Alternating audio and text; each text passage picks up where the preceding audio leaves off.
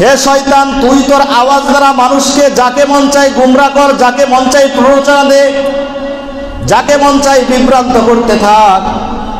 আল্লাহ তাআলা ইবলিসকে বললেন, তোর আওয়াজ দ্বারা তুই মানুষকে গুমরা কর। ভাইয়ারা আমার, এই আয়াতের মধ্যে বিসৌতিকা ইবলিসের আওয়াজ দ্বারা উদ্দেশ্য কি?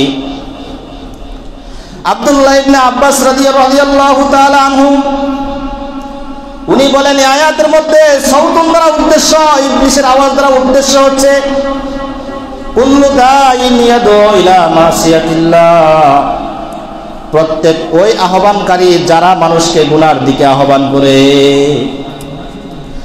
আমি যদি গুনার দিকে আহ্বান করি তাহলে এই আমার আওয়াজটা হচ্ছে শয়তানের আওয়াজ।